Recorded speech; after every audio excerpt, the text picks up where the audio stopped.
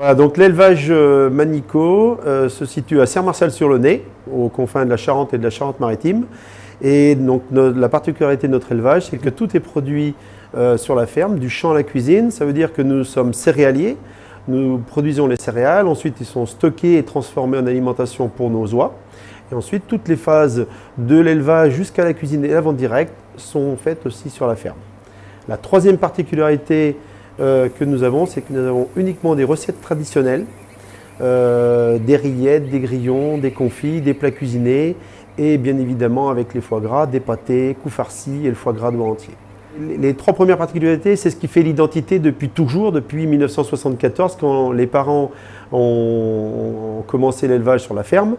Mais depuis maintenant 15 ans, donc il y a aussi une autre particularité qui s'est ajoutée, c'est le développement durable. Au début, qui était plus axé énergie renouvelable, avec le chauffage au bois, l'utilisation de graisse perdue, de graisse d'oie pour le chauffage aussi, des panneaux photovoltaïques, des panneaux solaires thermiques, l'utilisation de tracteurs qui fonctionnent à l'huile de tournesol. Voilà, donc tout ça, eh bien, petit à petit, ça a fait une autre identité de la ferme. Et maintenant, quand on parle de la ferme Manico, c'est aussi pour tout ce qu'on a mis en avant sur le développement durable. On essaye à notre petit niveau et à chaque fois qu'on en a l'opportunité d'améliorer notre façon de produire tout en restant sur des produits traditionnels. Le vendredi 8 novembre, dans le cadre de nos journées portes ouvertes, la Chambre d'agriculture organise une journée Innovaction, c'est-à-dire qu'elle met en avant notamment l'agroforesterie qu'on a fait sur la ferme.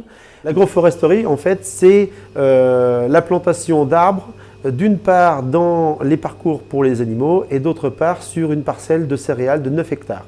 Et la particularité de cette parcelle, c'est qu'elle a été choisie par la Chambre d'agriculture pour faire partie d'un projet européen qui s'appelle Nutri2Cycle, donc projet européen qui étudie l'économie circulaire par rapport à la nourriture de la terre. C'est comment on nourrit la terre.